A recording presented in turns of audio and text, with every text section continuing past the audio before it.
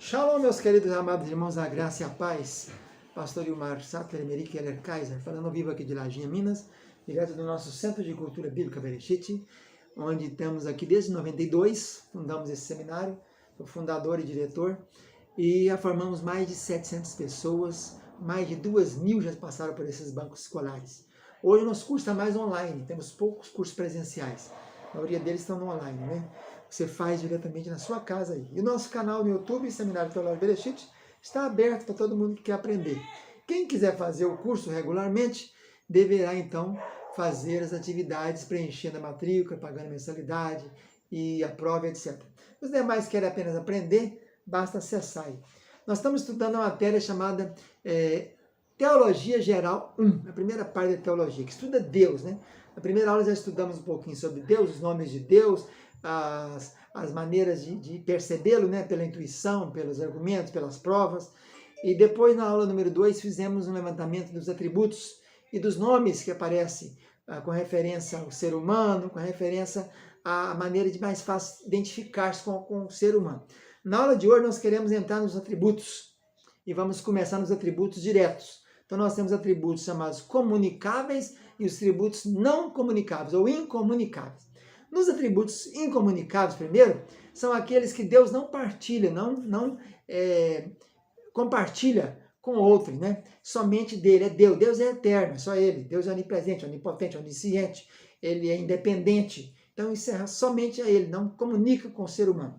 Vamos ver então o primeiro deles. O primeiro deles é a independência. A independência de Deus é definida assim: Deus não precisa de nós nem do restante da criação para nada, né? Tanto nós, toda a criação, podemos glorificá-lo e dar-lhe glória. Esse atributo de Deus é às vezes chamado também de autonomia, né? Mas quer dizer que a autossuficiência dele.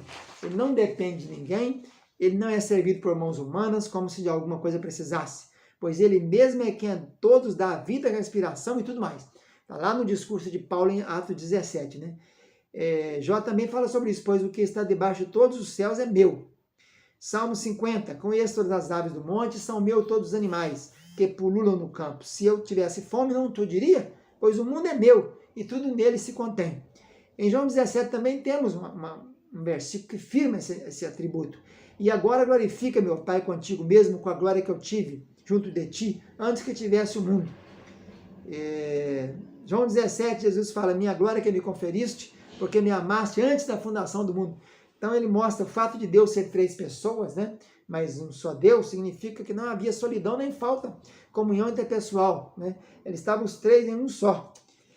E também em Salmo 90, né? Moisés dizia, antes que formasse e nascesse os montes, formasse a terra e o mundo, de eternidade a eternidade tu és Deus. Então, a independência de Deus, a sua autodesignação, aparece na Bíblia inteira. Em Êxodo 3:4 diz, eu sou o que sou. Como é que eu vou apresentar o Senhor lá? Ierri, Asher, Ierri. Eu sou o que sou. Então, essa declaração também pode ser eu serei o que serei, né? Então, a diferença entre a criatura e o Criador é imensa, pois Deus existe numa ordem fundamentalmente diferente da existência qualquer. Então, esse primeiro atributo, nós encontramos ele bem explicado aí, em Isaías também fala sobre isso, 63, 62, né? Que assim se alegrará o Senhor teu Deus de ti. Sofonias também diz isso, ele se deleitará em ti e regozijar-se-á em ti. Vamos para o segundo atributo, então, importante, que é incomunicável de Deus, que é o atributo chamado de imutabilidade. Imutabilidade, o que quer dizer isso? Imutável, não muda, né? Está lá vamos definir primeiro o conceito. Deus é imutável no seu ser, nas suas perfeições, nos seus propósitos, suas promessas. Porém, Deus age somente, sente emoções e sente de modo diverso, diante de situação diferente. Isso é chamado também de inalterabilidade. Então, no Salmo 102, nós encontramos isso. Em tempos remotos lançaste o fundamento da terra, e os céus são obra das tuas mãos. Eles perecerão, mas tu permaneces. Todos eles envelhecerão, mas como a veste, como roupas mudarás, e serão mudados. Tu, porém, és sempre o mesmo, e os teus anos jamais terão fim. Salmo 102. Então está aí Mateus 3,6 também, porque eu, o Senhor, não mudo. Por isso, vós, ó filho do homem, ó filho de Jacó, não sois consumidos. Tiago também fala sobre isso, em quem não pode existir variação ou sombra de mudança. Então nós podemos concluir que Deus é imutável, pelo menos com respeito ao seu ser, ou com respeito às suas perfeições, ou seja, os seus atributos ou vários aspectos do seu caráter.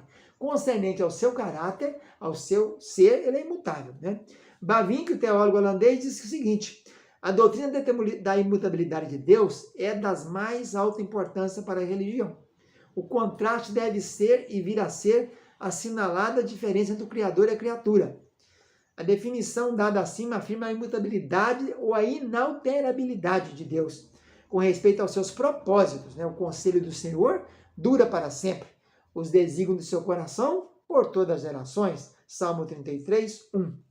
Está lá em Isaías 46 também. Eu sou Deus e não há outro semelhante a mim, que desde o princípio anuncio o que vai acontecer, desde a antiguidade as coisas que ainda não sucederam. Que digo, meu conselho permanecerá de pé. Farei toda a minha vontade. Eu disse e também cumprirei. Tomei esse propósito, também o executarei. Isaías 46. Então, Deus, além disso, Deus é imutável também nas promessas. Ele é imutável concernente ao seu caráter, né, que diz respeito ao seu ser, e também imutável concernente às suas promessas. Depois nós veremos uma outra aula somente sobre o arrependimento de Deus. Fica na paz, tchau, tchau.